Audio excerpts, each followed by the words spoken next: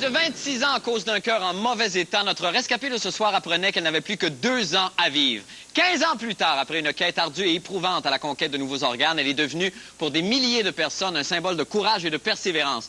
Depuis son aventure, elle travaille et milite pour simplifier et rendre plus accessibles encore les dons et transferts d'organes via principalement la fondation qui porte son nom. Mesdames et messieurs, Madame Diane Hébert. Bonsoir, Diane. Bonsoir, Marc. Comment allez-vous? Ça va très bien. Et la santé est bonne? Ah oui? Là, vous êtes assise avec qui, là? C'est Brandon McKenzie. C'est un petit garçon qui a eu une greffe de foie et qui est logé chez moi depuis le mois de septembre.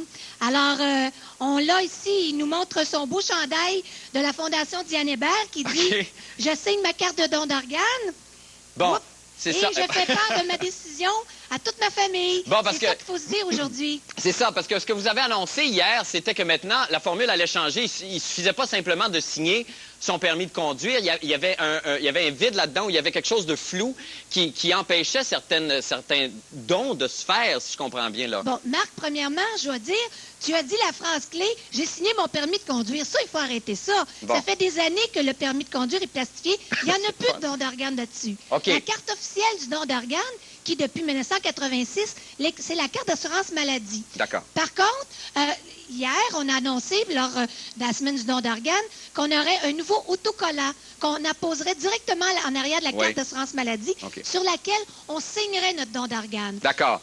Est-ce que vu l'état assez lamentable du service de santé, en tout cas ce qu'on répète partout, que ça va mal dans les milieux de santé, est-ce que ça vous affecte, vous, ça, directement? Je crois pas que ça peut affecter, parce que les médecins qui sont en transplantation se font un devoir. Ils ont plein de patients qui attendent une greffe. Alors, s'il y a un donneur, budget, pas de budget, ils la font. On l'a vu nécessairement l'année passée, quand on avait les greffes pulmonaires. Ils se faisaient à Montréal sans budget, tandis que ça devait être à Québec. Alors, c'est pas le budget présentement qui les arrête. Ils vont les faire, les greffes.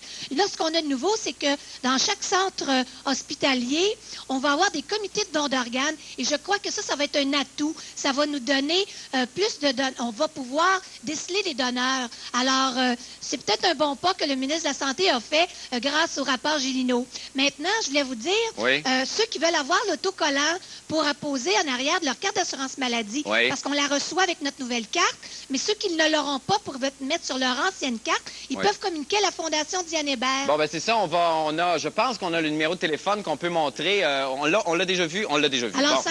514-971-1112. OK, Et parfait. à la Fondation Diane Hébert, qu'est-ce qu'on fait? On donne de l'information. Vous ne savez pas si vous pouvez donner vos organes parce que vous êtes trop vieux ou pas. Alors, on vous donne toute cette information-là. On a un petit dépliant qui s'appelle le journal Le Greffon. C'est offert à tous les greffés et aux patients en attente de greffe. Ils n'ont qu'à communiquer avec nous. Et les services qu'on apporte aux greffés, c'est un soutien moral. On prête des équipements. Oui, parce que c'est ça que vous faites à la Fondation aussi. Vous suivez les greffés après qu'ils ont été greffés. Puis ça, c'est pas évident, ça, parce qu'il y en a qui... Avant la greffe, on leur apporte un soutien moral. Après la greffe, la même chose. Et on leur apporte aussi... On peut les financer pour les gens qui doivent venir de l'extérieur à Montréal. Alors, on les héberge à Montréal gratuitement. Bon, ben écoutez, bonne chance à tous les deux et à tous ceux qui vont recevoir un organe ou qui ont été greffés récemment. Merci beaucoup de votre venue à l'émission ce soir, puis on vous dit au revoir.